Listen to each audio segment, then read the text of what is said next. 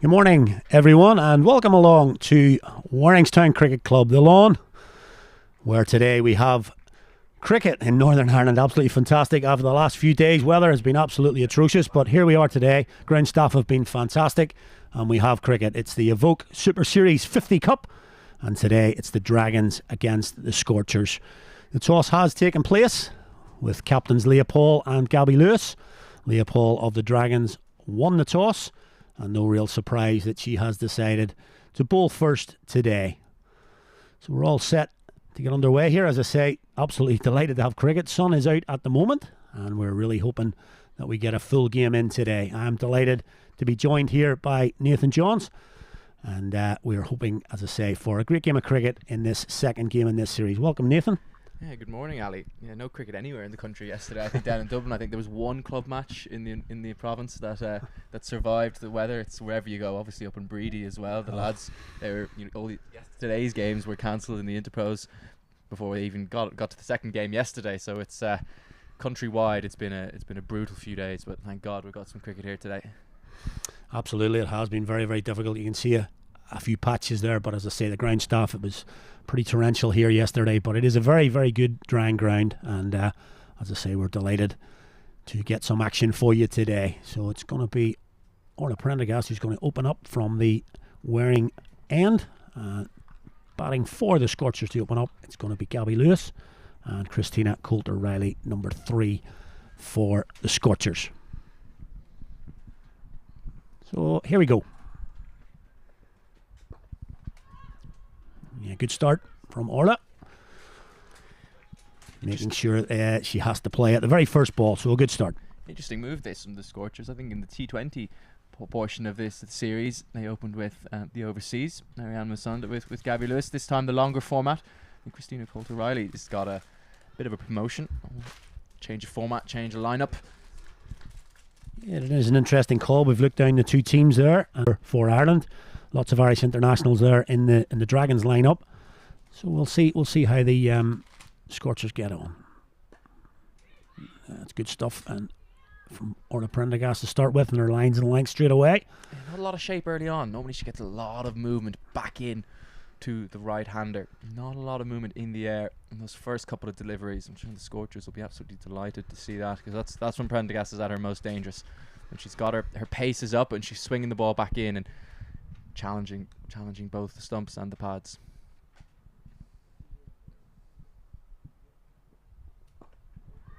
And that's pretty much what you were just talking about there. That one shaping in a little bit.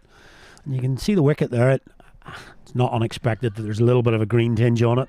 Given the last few days, it's not even to get a wicket playable today is a fantastic achievement. It's usually quite a flat deck here at Warringstown. Takes a bit of spin over the years. But as I say, Leopold decided to bowl first and was hoping that there would be a bit of movement early on.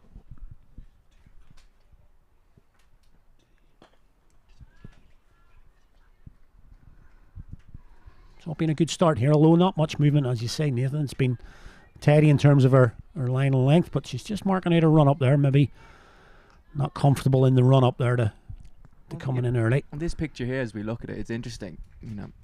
The Warringstown slope, so to speak. It's going away down the hill up towards the offside there. I wonder if that's not helping Prendergast here. She's trying to swing the ball back up the slope, so to speak. And we get our first runs of the day. Squeezed out past point. It's pulled in on the boundary, and that will bring 2. Coulter-Riley gets off the mark with a double. Yeah, not particularly well timed, that cover drive, but yeah, big downhill there towards the offside.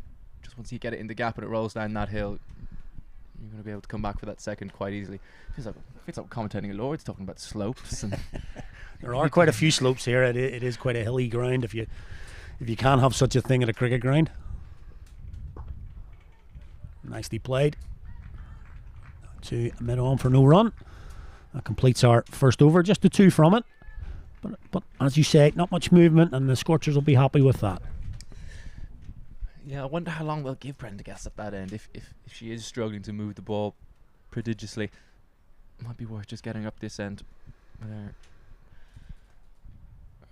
her looks like they're going to open up with Alana Dalzell, but I think Dalzell, again, maybe she moves the ball away traditionally from the right hand, doesn't she? So I wonder if they've got their ends right here for the two openers.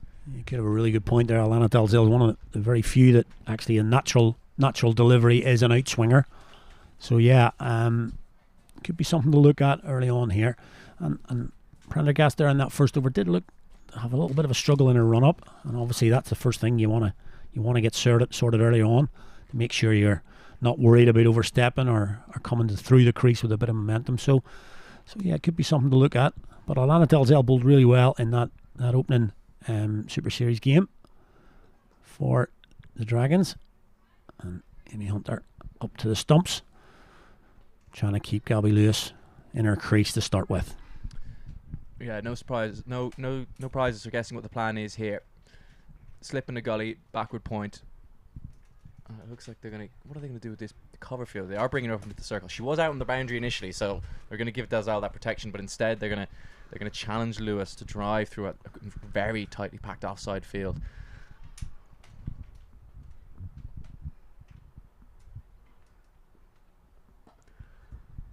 A bit of a drag down. First up, the field is set. Roll outside off, and it's a long hop. Yeah, I was just going to say the field well set there. We got a deep square leg for that. Real loosener, as they would say. And again, Alana just marking out her run up again. Yeah, it's an interesting field, isn't it? It's set for the outswingers outside off, and then that one drag down if you do bowl it, which she did first up. Which you get away with a single, you're pretty happy with there, because it's if we look out to our right hand side, there's massive gaps on that leg side, so she's really got to concentrate on that off stump and just outside.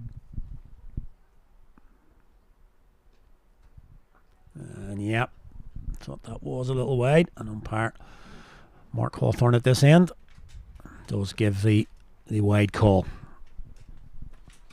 But that's what she's looking to do. That type of, obviously that's a little bit wide, but with that field we've got, as you say, two catchers in, slip, gully, and then that ring field on the offside. That's the type of ball, full outside off, and asking her to drive through the covers.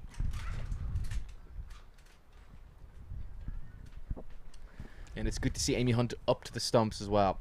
And Colt O'Reilly and Lewis, they can't walk at Dalzell and try and drive her through extra cover down the ground, which is where the bigger gap is on this offside. They've got a cover point and a regulation point in there, which is because with that swing they're expecting her to hit the outer half of the bat.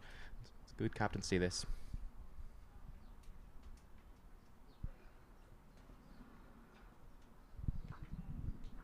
A little bit too much for Alana there. We mentioned in the first over that wasn't a great deal of movement for Orla Prendergast, but Alana Dalzell just maybe early on here struggling to control that away swing. But I suppose you'd rather have a bit of movement than none at all. If you can get to control that, could cause a few problems here.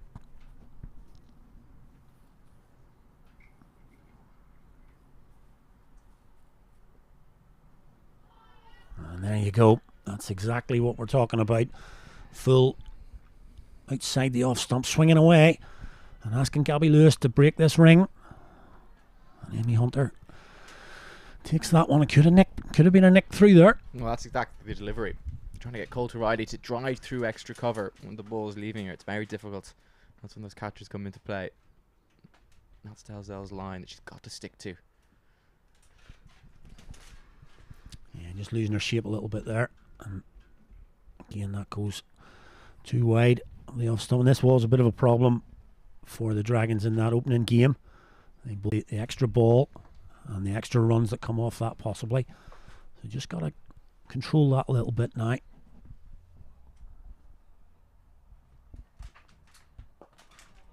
so much better. So much better, that line. As I say, she is getting a little bit of movement here. You can see Colt O'Reilly's very much unsure of what to do there. Trying to get forward, play the ball down the ground. That front foot goes nowhere. She's quite lucky that she didn't pop that one up in the air straight back.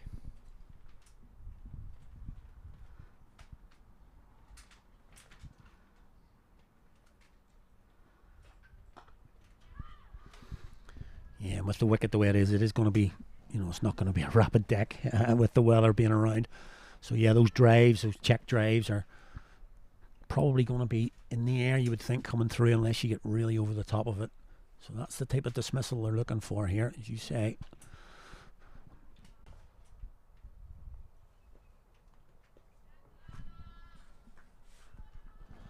That brings us to the end of that over. Just probably the extras in it. Just trying to control that swing from this end. But opportunities could be created at this end here. Lana Delzell with that over, so there. We're Prendergast having a look at a run up here. She's going to continue, obviously, in this third over and see how many, as you say, Nathan, how many she's going to get at that end. Obviously, and the different angles we've got here at Warringstown. This is the matchup that we wanted, though. Prendergast against Lewis.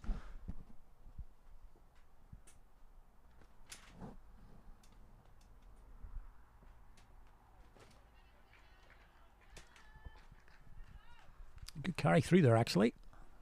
That was a bit more rhythmical. Seemed to get through her action a little bit, and it carried through well to Amy Hunter.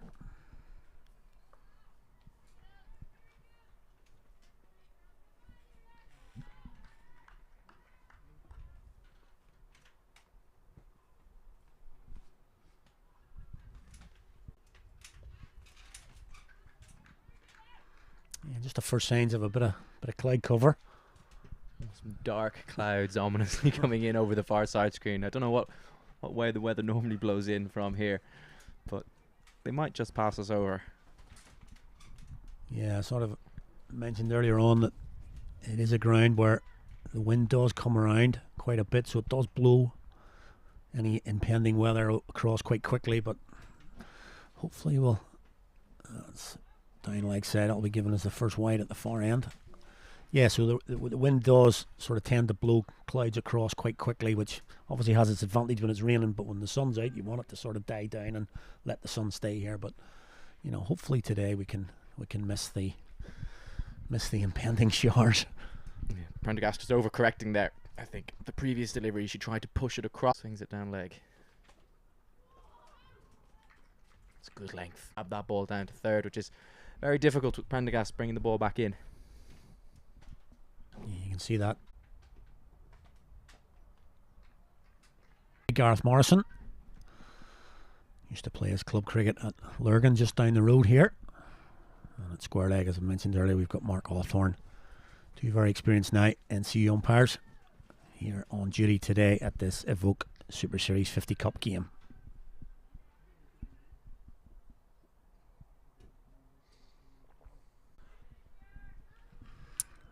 Quite timed, heads out to the boundary and gets there. So it's her first four. Bread and butter for Lewis. She loves driving through that offside. You can see Prendergast. I think she's just over pitched slightly, trying to swing that ball back in. It just goes straight on. The big gap there on the offside. Lewis is too good to miss out on that.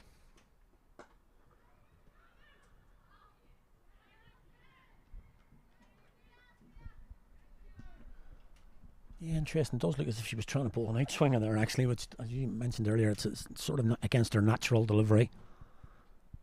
So, possibly a look at the ends there. Again, a decent start for the to bat. Say conditions did look a little bit different.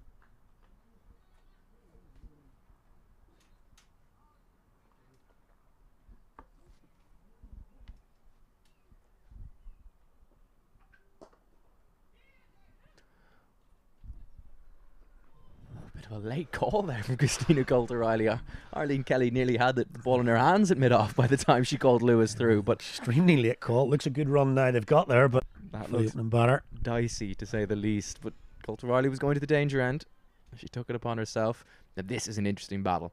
We saw Lewis, how strong she was through the offside in the previous over. Dalzell's going to swing it away from her and invite her to try and punch it through that packed offside field. She can't do it so on this occasion. I think that's the plan to Lewis here. Dot her up. Keep letting her play. Nice looking drives outside off, but hitting the field. See how patient she stays. Yeah, I think that'll be really interesting here to see how long, who blinks first a wee bit. You know, if they do get a few dots here, will that build the pressure, or will Gabby Lewis break that ring and get a few boundaries away? So really interesting.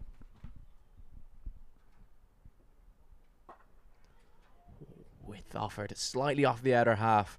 A few heads on hands there among the Dragons fielders, but it was nowhere near that gully fielder. But that is the plan. That is the plan, to get her driving a little bit away from the body possibly and in the air. As you mentioned, the wicket maybe isn't coming on as you would normally expect here at Warringstown, so driving in the air on that occasion through the gap. But that's the idea for the Dragons.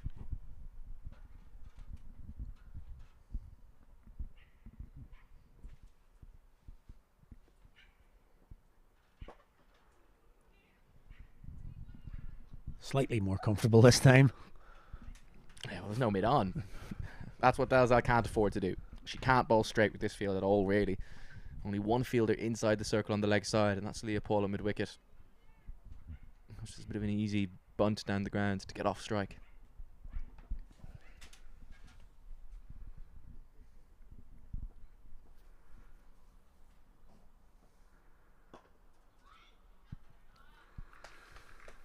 Yeah, there we go.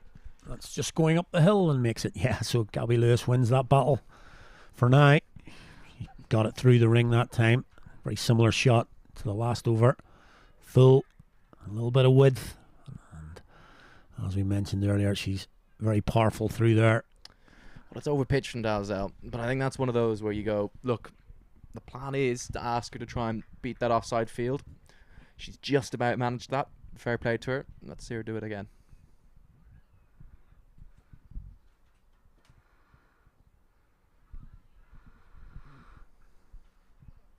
Okay, we'll probably give that round to the Scorchers in that battle. They've picked up 7 from that over and moved on to 18 without loss. Yeah, we just noticed in front of us here, Arlene Kelly. Don't think she's coming on. Yeah, we're reporting that's going to continue from the Waring Road end for the moment.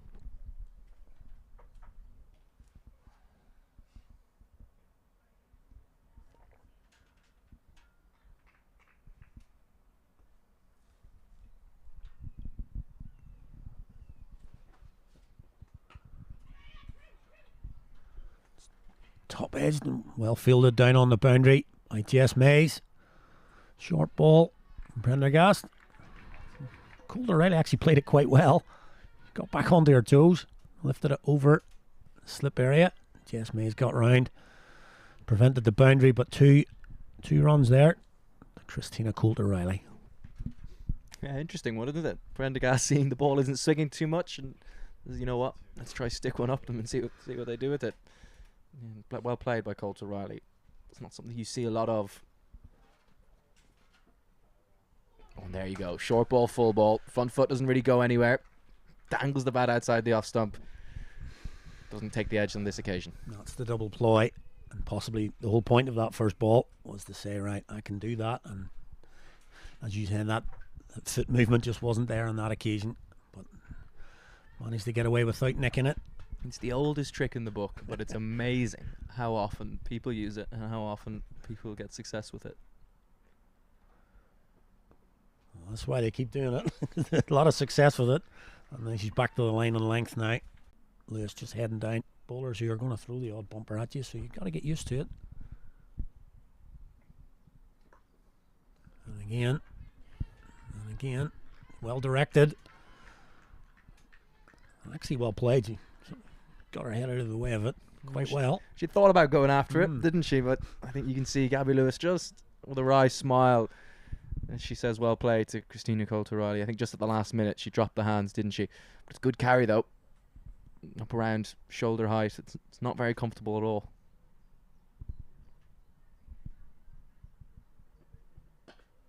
Yeah, that's well played. But yeah, it's something they won't at club cricket level. You know, getting the ball up around your shoulder head area. But she's played that quite well. And then followed up with a good forward defensive there. Still one ball in the over to negotiate.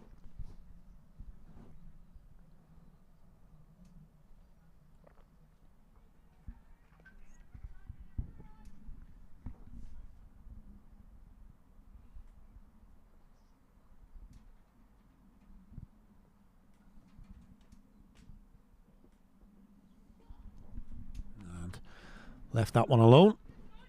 So 5 overs gone and it's 20 without loss. So Nathan, this is the first game for the girls since the tour of the West Indies, recent one. Not a very successful one in terms of results for the girls. We haven't really had much chance to have a chat with them to see what they felt about it, but in terms of results, not a great tour, but obviously development, and we've seen a few performances. Amy Maguire, for example, coming on and in her first tour for Ireland and performing really well. Yeah, it's been well documented that they're looking for that left arm spinner to kind of come in and play the dominant role in that spin attack. They've obviously got the leg spin of Cara Murray. They do have Leah Paul in there as an option as well, but they want probably more of a front line spinner, and they've identified Maguire as a potential option. And the other thing that really intrigued me from that tour was the decision to give Amy Hunter the gloves at the expense of Mary Waldron. It was something that was discussed that might happen during the T20 World Cup potentially if they wanted to get another batter or another all-rounder into the side. They didn't go for it then. They've now got it, and all eyes on Hunter now. He actually spoke quite a long at length that he actually mentioned Mary coming towards the end of her sort of tenure in the Irish team possibly, and they need a backup.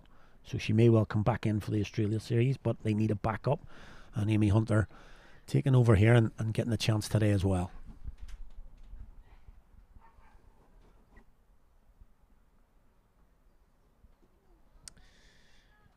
Change of field for the Dragons. Well, Armstrong has come out of slip, and she's now at a sort of catching cover. Not quite a silly point, a few yards back from where that position would be, just to the left of your screen there as you look at it now. Yeah, not for me, that one. No thanks. Not to Gabby Lewis. Not when she's crunching cover drives through that area. Good luck. I think Bella was thrown that curveball in the last game as well. She was chucked in there, and not for me though. That's a good length though. That's a much better length. Just short of that drive. Brings in this offside field. Good start to the over from Alana Dalzell.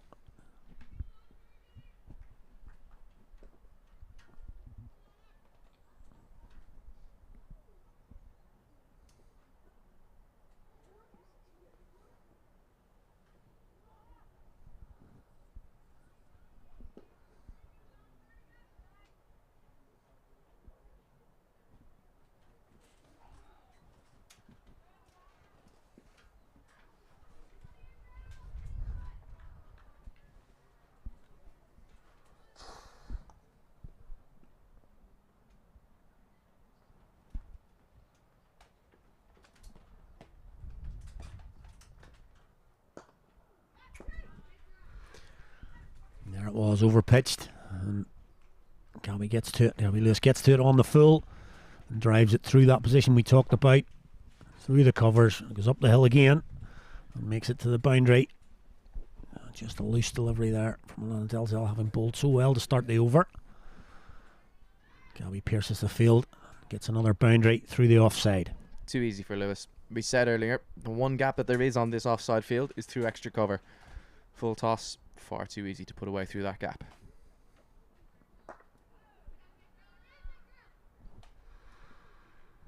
Almost jokes herself on that occasion.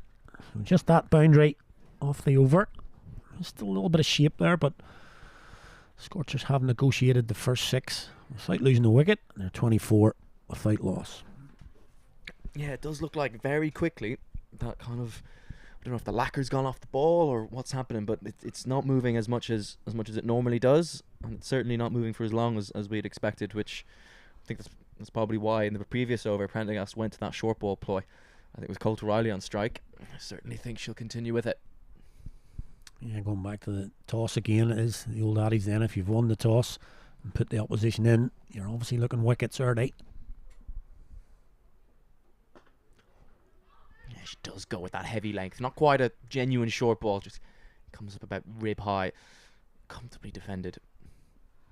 Yeah, talking into the psychology of the thing that whenever you do win the toss and you put somebody in, if you don't get wickets early, do you immediately think you're on the back foot then? When really, you know, it's a long game, as we keep talking about. It's a 50 over game. We're not talking T20 cricket here. A lot of time to bat, and obviously things can change quite quickly.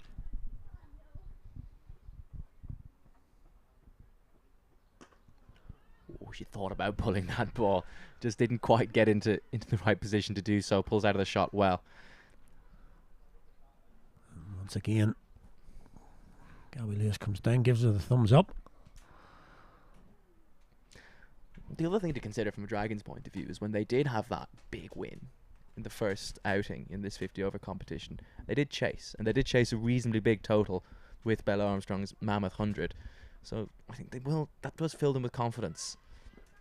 And that was just tucked gently into the leg side. I think the fact that they know even if the Scorchers do get away from them, they have form of staying in the game for long periods and chasing down big totals. I think that's big psychologically as well. Yeah, I think that's a really good point, that they have experience of doing it in the last game, and they've brought a few extra batters in today. So they have a strong batting lineup as well, so that'll help. There we go, that's been spliced into the offside. He's going to get away with it though. And it falls safely just over the ring field on the covers, but Orla Prendergast sticking with that ploy and almost paid dividends there. We saw a few deliveries earlier. Colt O'Reilly just pulled out of the short ball. This time she couldn't help herself. Wasn't in a position to play it at all. Really didn't. The weight transfer onto that back foot wasn't there. Ends up just kind of trying to short arm jab it almost. Can't get any power on it, and she's very fortunate that landed wide of Leah Paul at the offside. Well, that's the ball of the morning so far. Dragging Gabby Lewis forward there. A defensive shot. Beaten. I'll give Orla Prendergast lots of encouragement as well. You can see Lewis. She just got inside the line of the ball there. That's what happens when you've got a prodigious in-swing bowler. It's very easy just to dangle your bat and get inside the line. And if anything, she's fortunate that she did. She got beaten on the outside edge. And again, too good from Prendergast. Yeah, that's a really excellent end to the over there. Two absolute beauties to finish. As we mentioned, going against the grain, maybe just a little bit of outswing there. And two beauties to finish the over from Orla Prendergast. It was a really good over there, just a single. And that single could have been the wicket ball. So just a one from it. But as I say, she's got through 4 now. Leah Paul's got a decision to make now. She keep her going for one more. Position skipper and best batter, and you feel like you're all over it. You're absolutely chomping at the bit for another over. Really interesting to see Prendergast bowling those outswingers. It's the first time watching her in person that I've seen her bowl so many. We all know about how much she can move the ball in and threaten the stumps. If all of a sudden she's threatening the outside edge by moving the ball away, who knows where that's going to take her. Yeah, that skill of moving the ball both ways. We used to talk about the spinners having a mystery ball, can turn it left and right. If a seam bowler can bowl out and in swingers, just creates so much doubt in the batter's mind. So yeah, it's good to see that she can alter her which way she's moving the ball.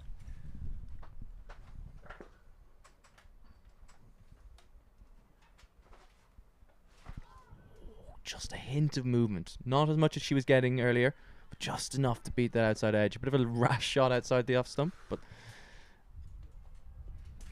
that's the plan. That's the plan. She feels in the game. Yeah, that's the plan. As I say, Bella Armstrong just off camera there. And the other thing to consider is Colt O'Reilly is jumping all over the shop of the short ball at the other end from Prendergast. She's going to be thinking in her mind she's got to cash in this end, which opens up so many opportunities for Dalzell. Yeah, that's a really good point she's got down this end. I'm not going to get too many opportunities to score at the other end, so I've got to get some here. So that's maybe why that sort of hard cover drive there, and is looking to try and score runs from this end. And a little bit of a change of field, is it? Just trying to squeeze again on this offside. Cara Marie comes into a gully position. The real umbrella field on the offside here. What a shot that is. Too straight from Dalzell. Not quite timed by Colt O'Reilly. A bit of a slow, wet outfield as well. But she will come back for a second, and that will just help her confidence a little bit. A nice little check drive down the ground. Yeah, that was a nice shot, as we talked about. Can't get too straight. I'm bringing that field over to the offside. Can't get too straight, but that's a nice shot. You always talk about the on drive. If you're playing the on drive, everything has to be in order. So that was a nice shot. Didn't try and hit it too hard. And manages to get 2 to her total there.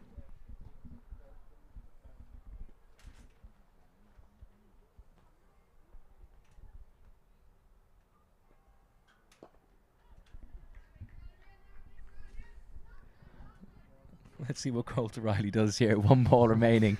Just what did I do? you stay down the other end there, Gabby, and you have a go at Prendergast. I'm a little weird with you. This might be a forward defensive.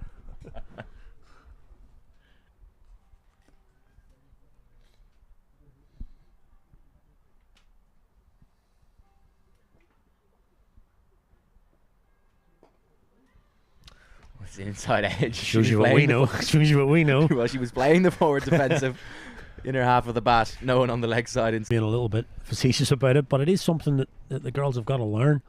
In that, if you are struggling against the bowler, maybe do stay down the other end for a little bit and have a look at it and sort of get yourself confident again at a particular end. So it's just game management again.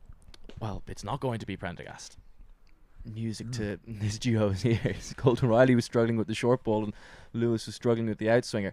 They're going to make a change. I think it's an interesting call. Just 2 overs of short stuff is taxing on the body, and it's difficult bowling those long opening spells, but I just would have given her one more over, I think. Yeah, I probably agree with you there. But obviously they're then looking at the back end of the innings as well, so you'd only have 5 left possibly, and in your premium bowler butt. And they've decided to make the change. Jess Mays is going to come on now from the wearing end. Driven to start with. A little bit more comfortable.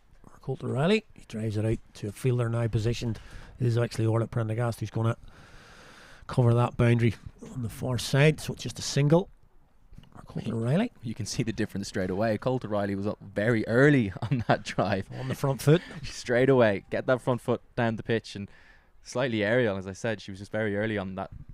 Obviously the lack of pace from Mays compared to Prendergast, but Coulter Riley does manage to get down the other end. That's driven again. Too easy for Gabby Lewis. Slow outfield will hold up. Had it been a couple of weeks ago, that would have gone for 4 for sure.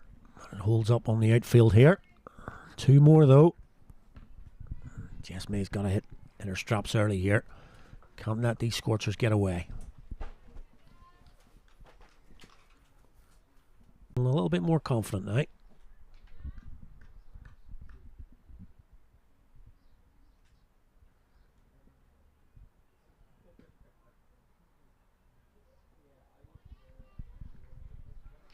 Yeah, a bit of a slinging action Jess Mays has got, and that's probably why it just takes that little bit of movement.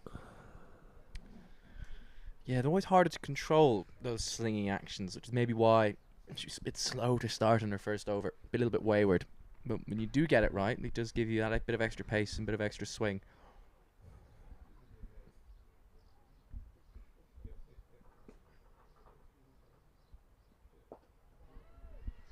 Go wrong really badly, but if you can get it right, it does bring the ball out at different angles for the batters.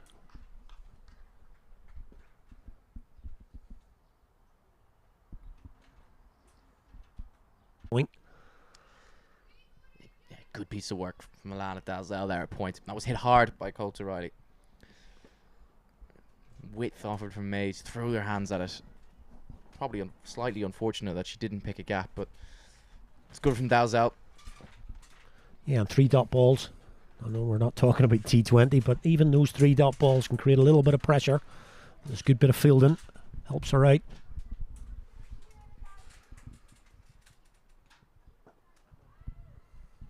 Much better lines this over from Jess Mays.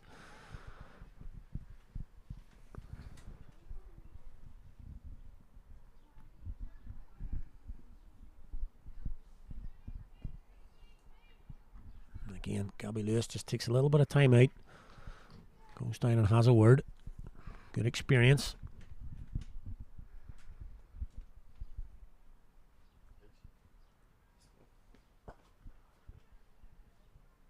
I think Gabby's got to go through with that, unfortunately. I think it just came off possibly the bat or the leg and completely wrong-footed Arlene Kelly. But she's got to go through with a single because she was committed. Yeah, I wonder in those sort of circumstances, can you just sort of say, no, I don't, we'll just forget about that goal, dead ball. Well, I think if she did that, Christina Coulter-Riley was already halfway down. She would have sold her down the river if she did that.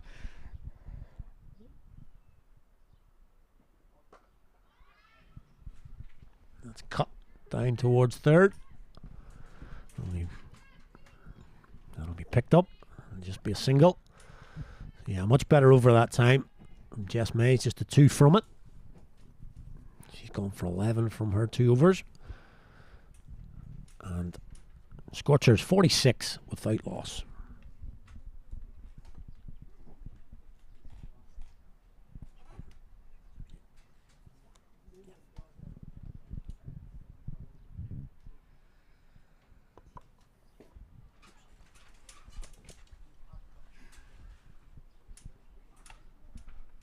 Yes, just how do we look at the field here? Dropping out one of those fielders in the ring. Going out to Belle Armstrong. Got herself out of that short cover. She headed out to the boundary. She's going to be on the boundary as a cover fielder on the boundary. And mid-on goes back as well. Gabby just not ready as the mid-on fielder. Goes from mid-on back to long on.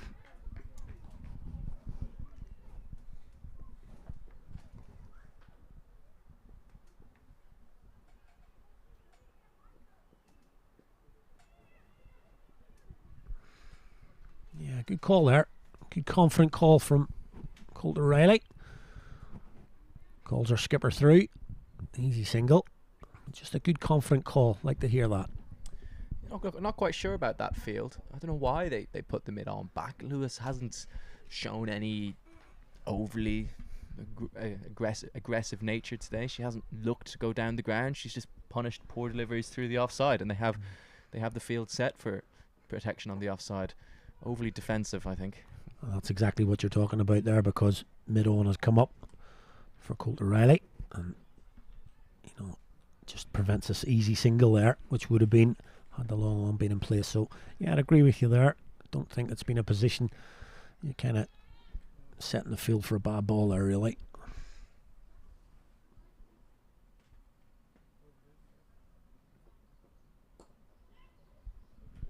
Well, I think it's also a case of they obviously seem to think that now that she's in 26 off 27, Lewis is at some point likely just to put her foot down the track and try and launch it into the side screen, which she might well do, but when they're 48 without loss, they certainly started well, but they haven't by any means gotten away from them.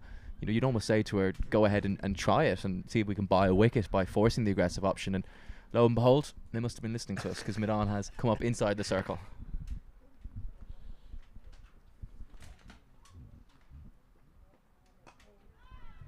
And that's well bowled. Yeah, we're not a million miles away from the ground here, so maybe they can hear you. They shouldn't be listening to us. Definitely not.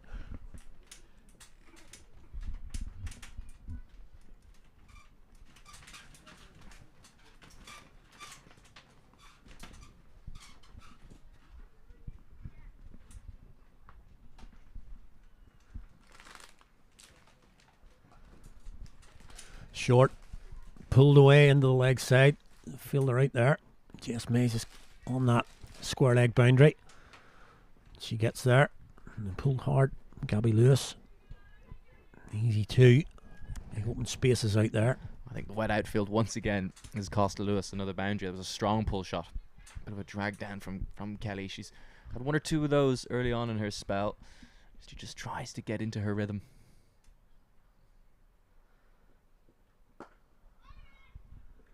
Yeah, that was much more like it. That brings us to the end of the over, and as I mentioned earlier, you can see above her head here now, yes, and those clouds really going across quite quickly. As we mentioned, the wind does tend to blow it across. They're moving across the ground here. It's quite dark again at the moment, but the 50 up for the Scorchers. As we mentioned, they'll be delighted with that start. There's plenty of overs to go. Long time to go here. So as we were talking about in the last over, Don't really see Gabby Lewis putting the foot down just yet. No need for that. You know, she can just tick along here, pick up that bad ball which she's been getting, and if she puts that away, the scoreboard will keep ticking, and they'll be quite happy, certainly with that 0 figure after the 50 at the moment. Jess May is going to continue from the wearing end.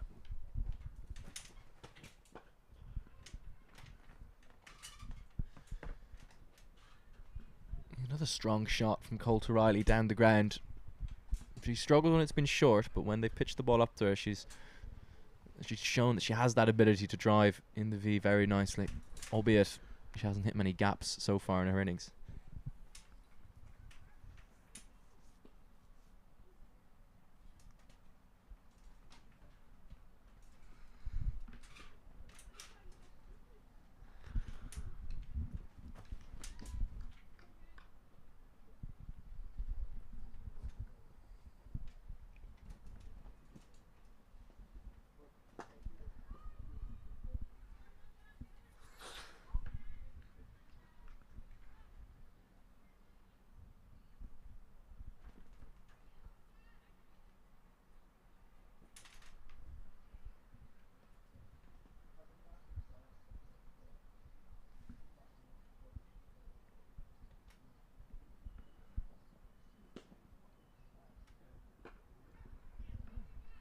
Yeah, nice shot. Gabby Lewis just rocking onto the back foot. Punched into the covers for an easy single.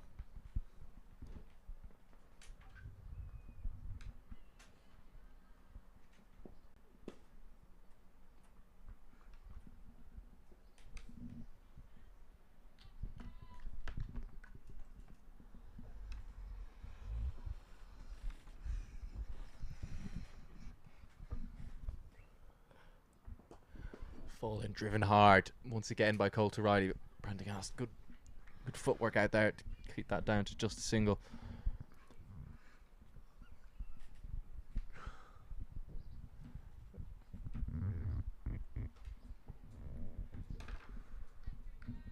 Interesting, another field change to Lewis.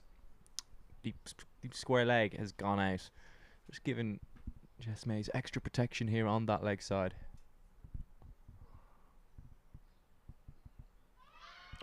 Big shout. Big appeal. And she's gone. Gareth Morrison in the affirmative for the bowler. And we talked about it earlier on, up to the stumps. Maybe earlier that might have been a bit of an issue, but there, that may well have been wide of Amy Hunter had she been back.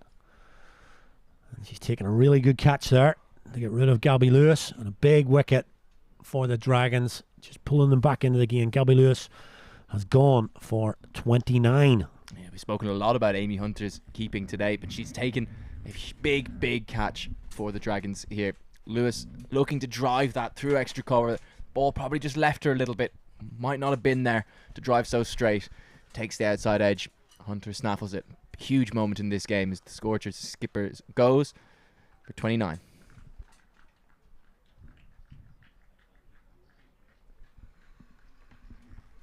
Yeah, probably vindication for Leopold as they've gone wide of a keeper standing back. So you win some, you lose some. Possibly lost out in one of Arlene Kelly's earlier overs, but that's a great take for Amy Hunter, and that brings Miriam Masonda. Doesn't get any easier. The Dragons, Zimbabwean international, out to the crease. Quite dark at the minute, and she comes out. So just a 1 ball to face in this 13th over.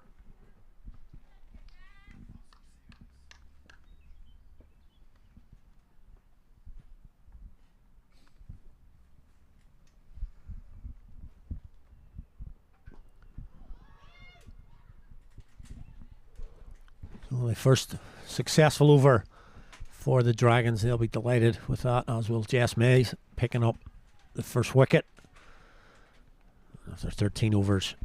Scorchers 53 for 1.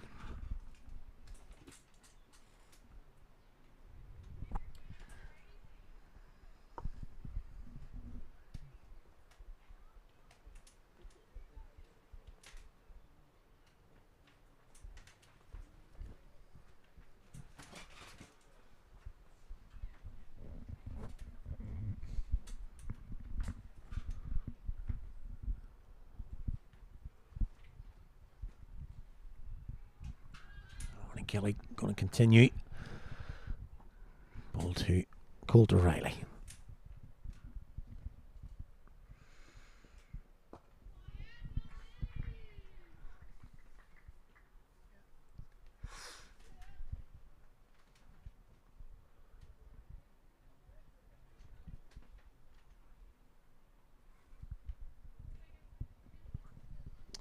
It's gotten very dark here all of a sudden.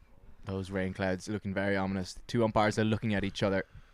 It's just starting to spit down now. You wonder, might they just get the players off before this downpour comes in?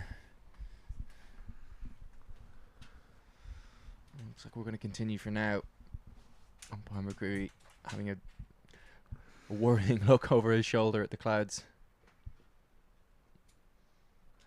Yeah, it's going to be a wide. Yeah, rain's coming down even heavier now.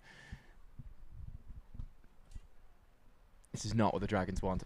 They've just taken a wicket. They've gotten rid of Lewis. They've gotten the big scalp. Here's their chance to get through some overs and build some pressure. The last thing they want now is to go off and have to start again. Yeah, I'll be looking to go back-to-back wickets here. Ooh.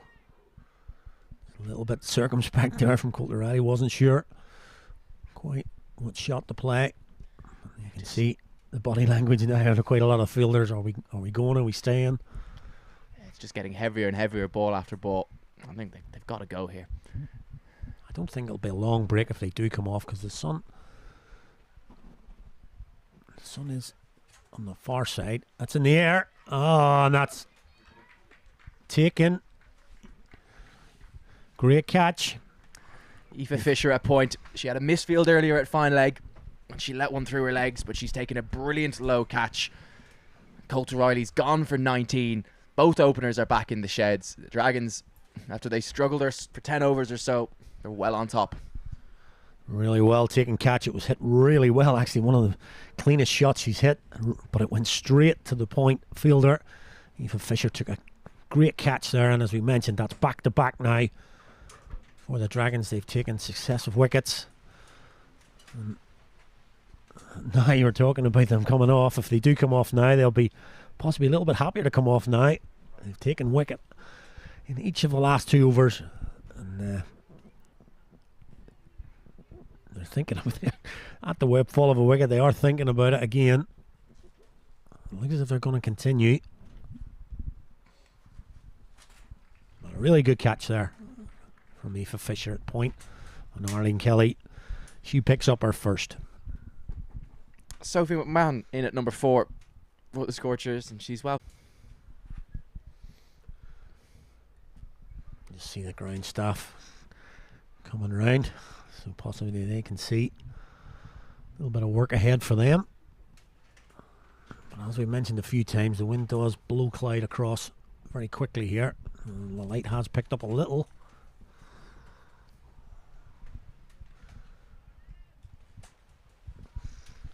But the Dragons right back in it now. 54 for 2.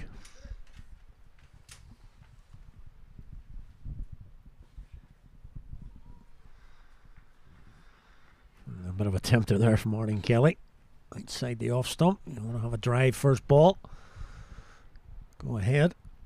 Sophie McMahon decides to leave that well alone.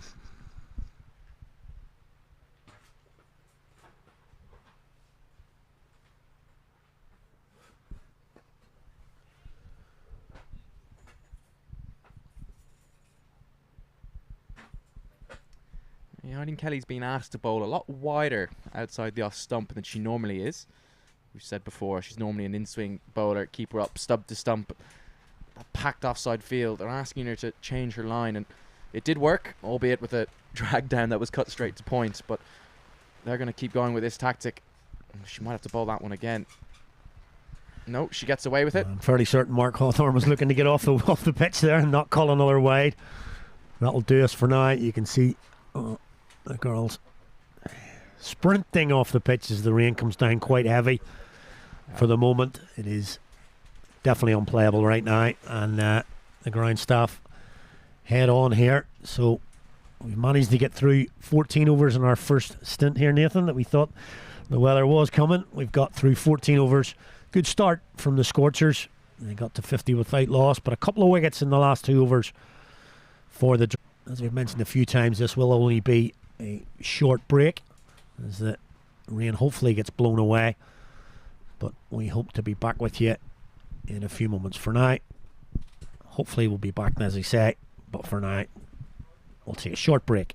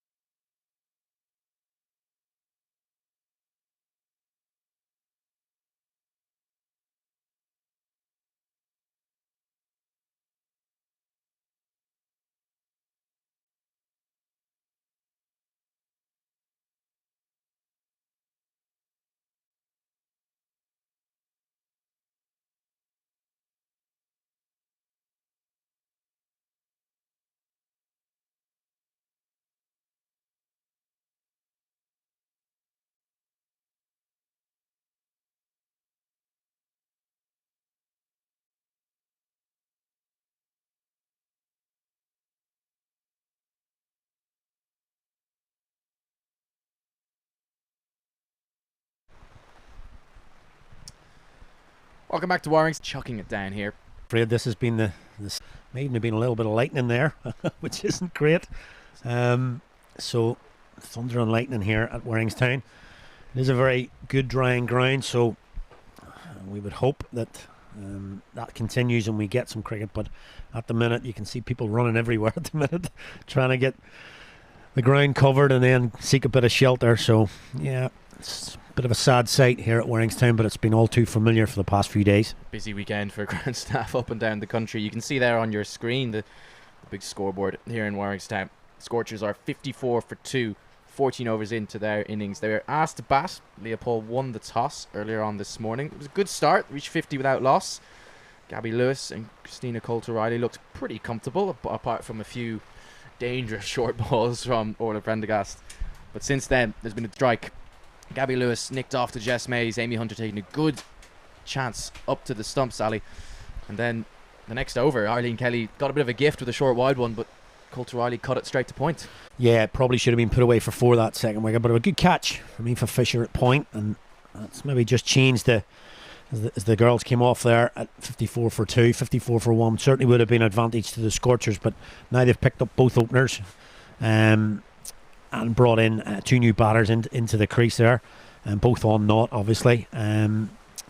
But as I say, that pressure of winning the toss and putting the opposition in, and it was quite comfortable at the start. As you mentioned, Orla Prendergast went away from her normal sort of pitching line and length and went short, and got a few through at shoulder height, which was good to see. Good to see the girls getting tested at that level, because as I mentioned, stepping up to international level, that's what you're going to get. Well, the Aussies are coming next week, so exactly. We spoke about last year when the South African bowlers came, Shabby and Mishnah, that extra pace. Australia probably don't have someone that quick, but it's definitely going to be a different challenge in Clontarf when it starts next Sunday.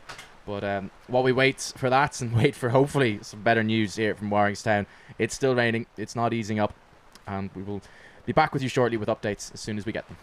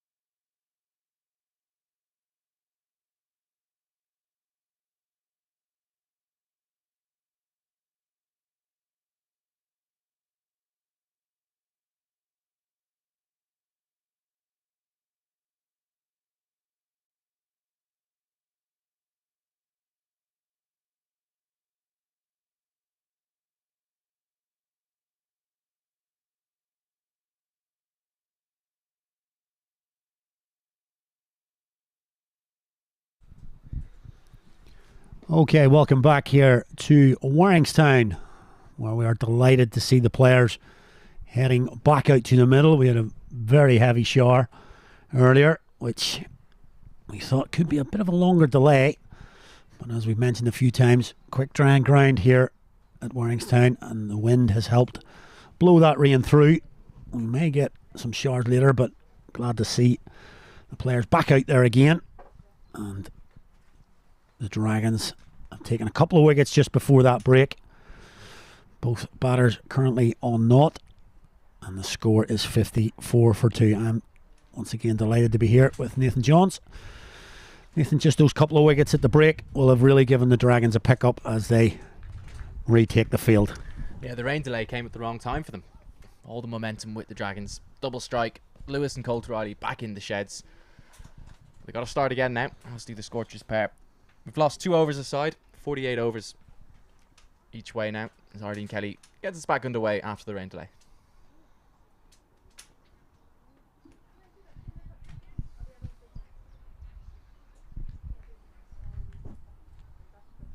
Yeah, always difficult. Stop-start days. Having to go back out again, especially as the field inside. Get your momentum back up and running again. But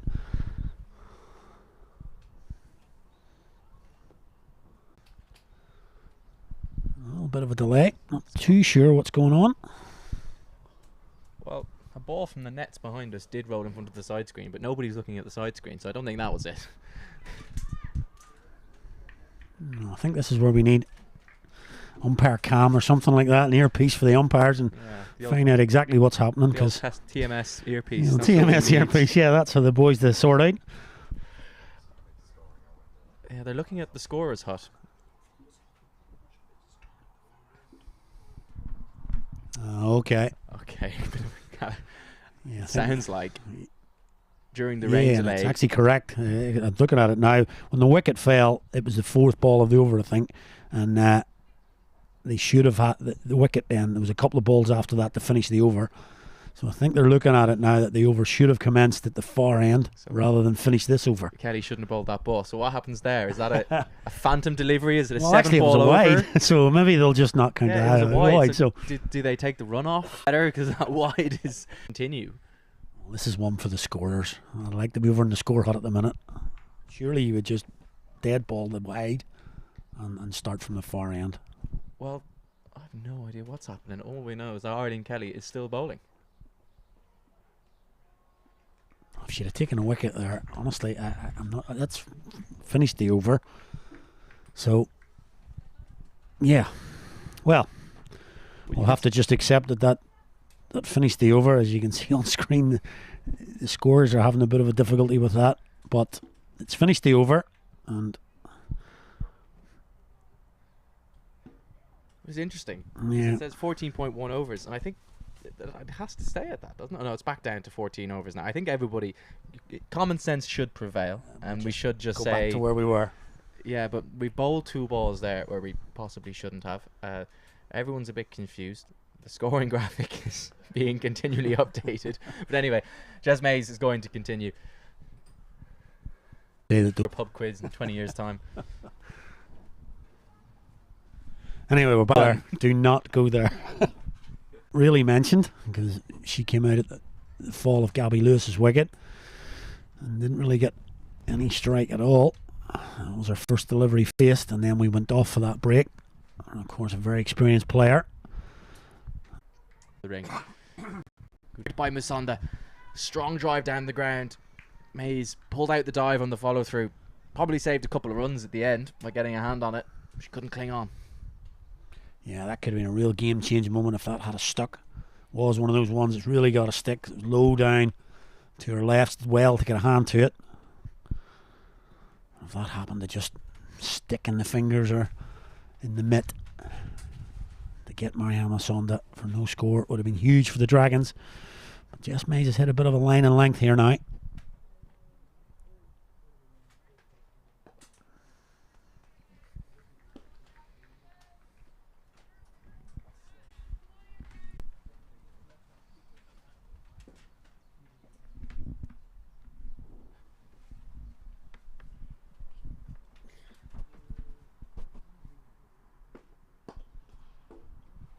been dropped. That's been dropped at cover. Paul should really be taking that bit of time to watch it. Dragons captain, as we say, could have been sending that one on his wicket because every run she's mined. So pretty interesting over that.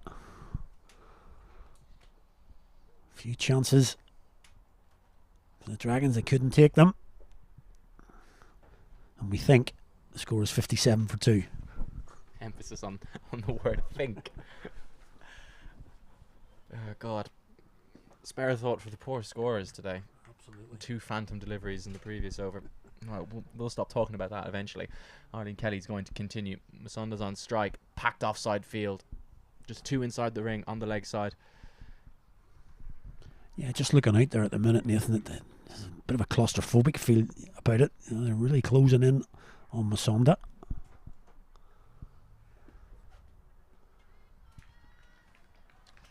Masonda leaves that one well enough alone. I think the Dragons are happy with that. It's a slightly defensive ploy. Ball outside off, and hope they chip one up into that packed offside ring. But it's a patience game at this stage. I think they know that the Scorchers don't necessarily have as long a batting lineup as they would like. I'm going to invite Masonda here to go with that big drive, which she does. It's in the air, but it's in the gap. Races up the hill.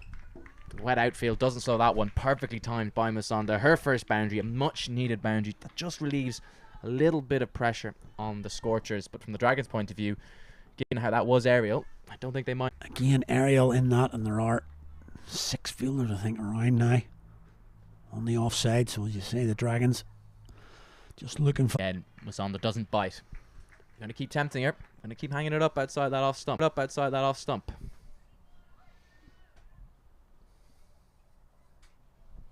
Got the chance to take the wicket in the last over, and an aerial drive through the covers there. You can quite clearly see the plan here for the Dragons. Will it pay off though?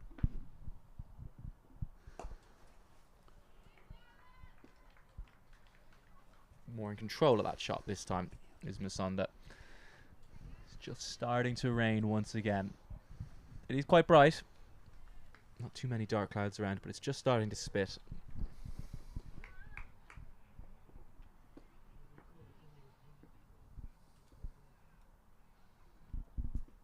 The second ball of the over so far.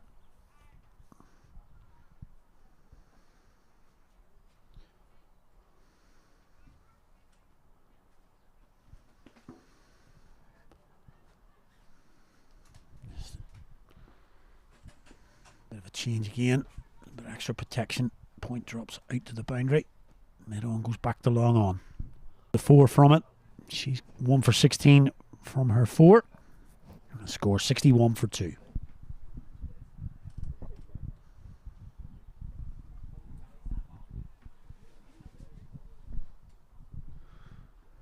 Yeah, Nathan, we mentioned that some of the girls just back from the West Indies on that tour, and of course a huge set of fixtures coming up for the women's team, the Senior Ireland team this coming week, starting next Sunday. They've got the world champions in town. No bigger draw than Australia in the women's game.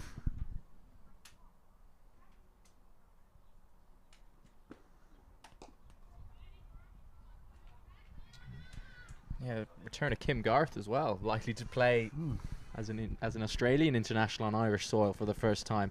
She's been back a few times. I think she commentated last year, if I'm correct, on the South Africa series. But this is the first time she's back for some international games.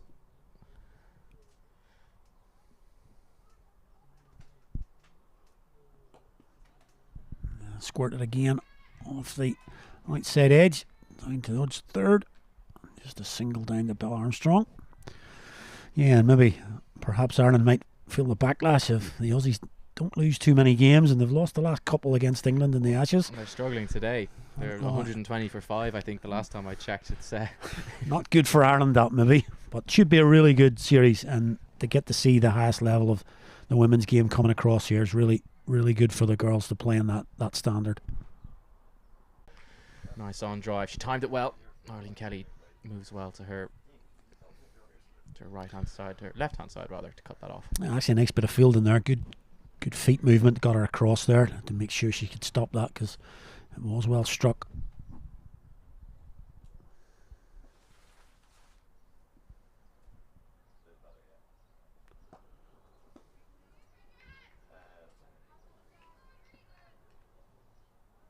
Find Gabby Lewis caught by Amy Hunter.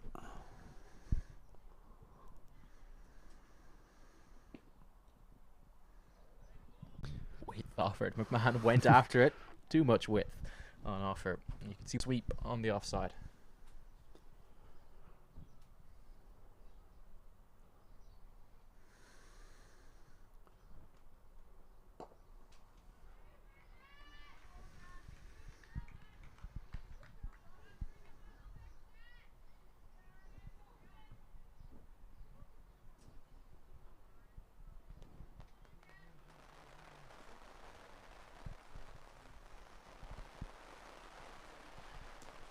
Well, it's literally out into the allocated time.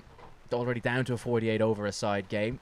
We got about 14 overs in before we went off for the first rain delay. 2 overs. And we are going to lose some more time here. It's got quite heavy, as you said, just came out of nowhere. And that's the way it is. It's just going to blow across and then blow away again. But another delay for us here. And we come off at 64 for 2. 16 now. We'll just take a short break.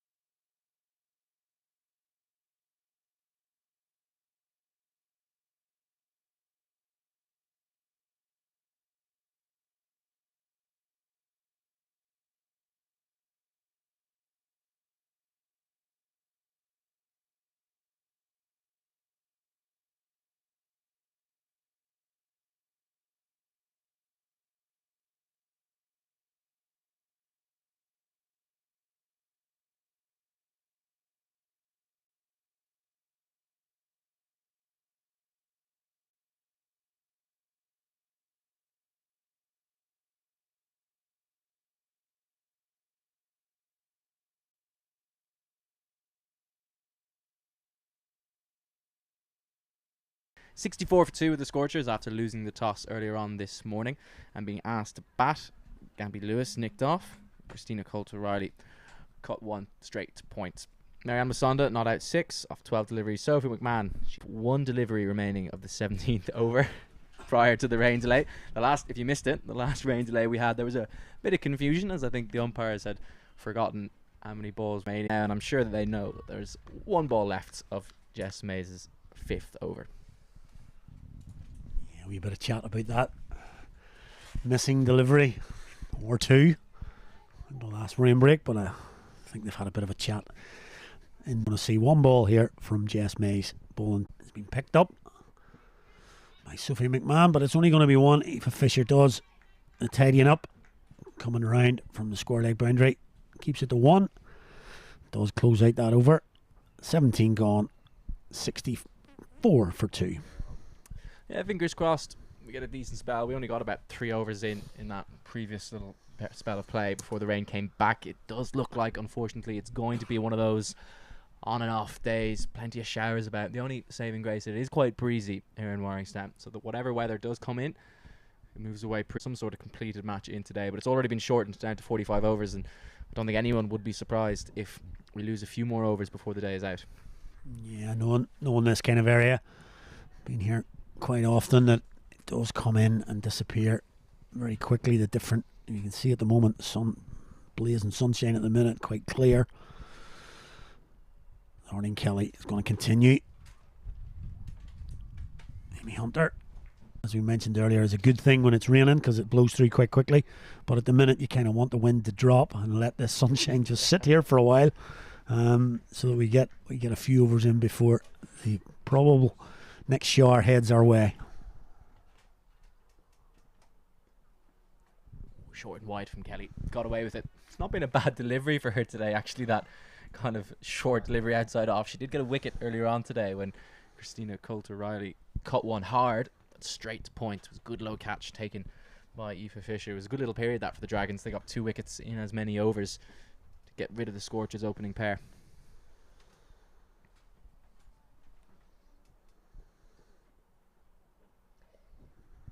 Yeah, a little bit tentative there from Sophie McMahon. And it must be difficult for everybody involved here, fielding side, but also batters having to start time and time again. Batter's a nightmare. On again, off again, no rhythm, no idea when you're going to be facing balls. You just want to get out there and get your innings going. Width again, and this time McMahon finds the gap. Will it run away down the hill to the boundary? It holds up just short, that wet outfield, costing Sophie McMahon there, but she gets some width. She finds the gap.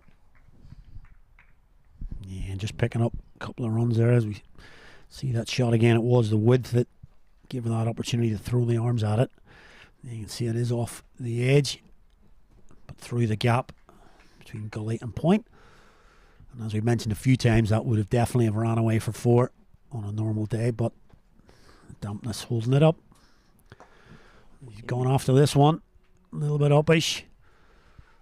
He's going to call back for 2. A bit of running there. She picks up 2. Didn't quite get hold of it completely. Managed to get a crossing enough to get it over the cover fielders and picks up another 2. Changing the field. Maybe a sign that Sophie McMahon she's not going to let the Dragons just tick along here and kind of go from rain delay to rain delay, and all of a sudden all the overs are gone. We're nearly 20 overs in. She's faced 16 deliveries. She might just be looking to accelerate as she cleverly just takes the single there. Yeah, good running there. That's a really good point. We don't really think about in rain delays that does happen then, that the overs kind of just tick away, and the next minute you look at it, there's 25 gone and you're off for another break, and then you start again and 2 overs tick by, and then you're up to 3rd, and then the innings is pretty much gone. So positively around her, but we'll see if it's a continuing theme. And there'll be possibly a change here. Cara Murray, Ireland's leg spinner, comes into the attack. First time we're going to see some spin today. You mentioned sometimes Warringstown takes a bit of spin.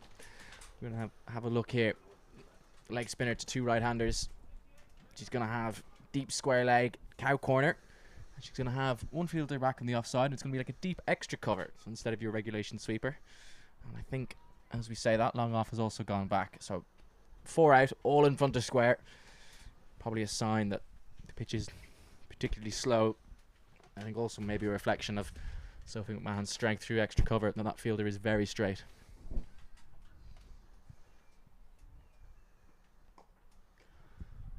Yeah, gets away with that one. I've seen Cara Murray quite a bit this year. Obviously plays here at Warringstown. Has been here quite a lot. And well used to these conditions. She's bowled quite well this year. I've seen her a few times in the provincial.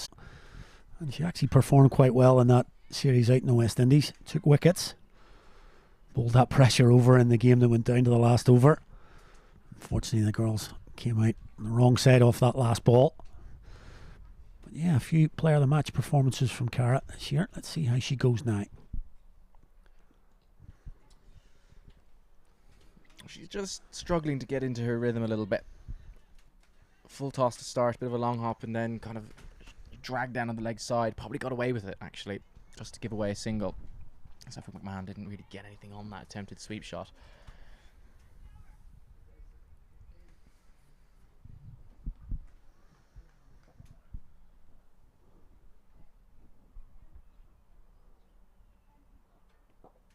Eglinton in one of the T20 games, and she actually mentioned about the ball coming out really well out of the back of the hand. She felt it nicely coming out, and that ball, that last ball there is what she's looking for. And again, well played by Masonzo on the back foot, right into the offside for a single. Yeah, leg spinner is always difficult to find your rhythm early. It's a confidence thing a lot of the time. Is the ball coming out cleanly out of my hand? Potentially a wet outfield as well. Wet ball. It's tricky day for spinners.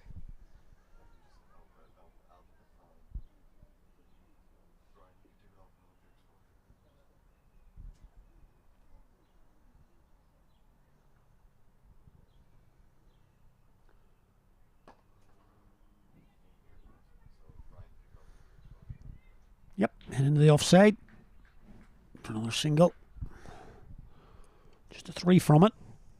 Probably got away with that a little bit. 3 from that over. But 3 it is, and it's 73-4-2 from 19 overs. And don't forget, as you can see on screen there, we have lost some time here. So it is a 45 over game here. Spin from both ends now for the Dragons. Captain Leah Paul is going to bring herself into the attack. Left arm spin to go along with Murray's leg spin. So we have a look at the field that she sets. She's also got a deep square, deep mid wicket. Looks like she's going to have more of a regulation sweeper on the offside instead of a deep extra cover, so to speak. Yeah, it'll be quite interesting to watch the two spinners in tandem here, as I mentioned. Well used to Warringstown over the years, and certainly the men's team had a battery of spinners, and Cal McCallan, Gary Kidd were playing here. They have very spin-friendly conditions, and you know, over the last few years it's maybe become more of a 50-50 deck between the seamers and spinners, but it's always taken a little bit of turn here. So it'll be interesting to see if Leah Paul and Cara Murray can get a little bit of turn out of it.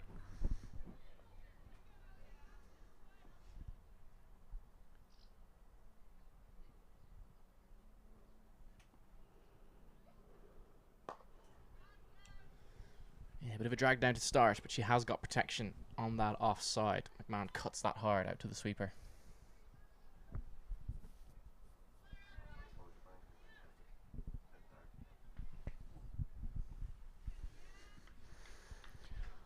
Yeah, closing in a little bit again here. Brightness, you can probably see on your screen there, the brightness just drops a little bit as the clouds come in.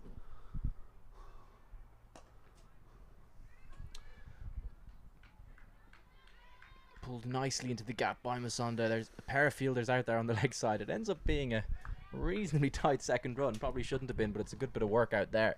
A deep mid-wicket from Bella Armstrong, but Masonda as well to pick the gap. Paul just a little bit short early on in her spell so far. You can see how quick she is on her feet. You know, to press forward, but then is able to quickly go back onto the back foot and play that and actually placed it quite well into the gap that enabled them to get back for 2.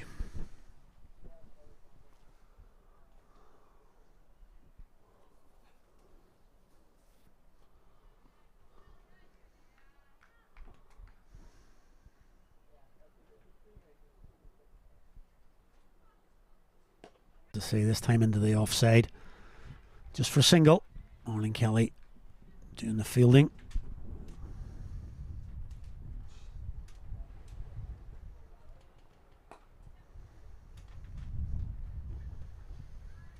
Yeah, just too short. This over from Leah Paul at the minute. Just been dragging it down and giving the both batters, in fact, time to sit on the back foot and pick gaps, pick up. Very deliberately played over the leg side for 4. It's a good shot. You saw her play that pull shot earlier on in the over. She hit it much squarer. 2 fielders out. Mid-on is up inside the ring. She plays it over her head. We can see here for the first time today, we've had 2 rain delays already, but the ground staff weren't necessarily standing at the sidelines eager to get the umpires off. For the first time today, we can see Warringstown ground staff is ready to go. They're almost begging the umpires at this stage to get them off. Like the sprinters are on the blocks here at the minute. Yeah, they're just getting ready to go. They can see the dark clouds that are approaching as the wind picks up here. They look like they're going to try to get through this over. Sander cuts that nicely into the gap. Should be able to come back for a second. Does bring us to 20 overs in. Yeah, good over for the Scorchers, 11 from it. The ground staff were just running on. Nobody this is had crazy. actually, This is crazy. The umpires hadn't actually called them on. Well, they have now, but the 2 umpires were just walking through at the end of the over. They hadn't a clue that the ground staff were running on, but now they are. They were 20 yards onto the pitch there before they'd even been called on. Yeah, they were pretty keen to get on there. Don't think the 2 umpires had much of a choice. There was absolutely no choice. Get yourselves off. Well, I think the ground staff made that call. But yeah, we can certainly. It's going to be one of those stop-start days. Good over for the Scorchers to go into that break. It's going to be 84 for 2 from 20. And unfortunately,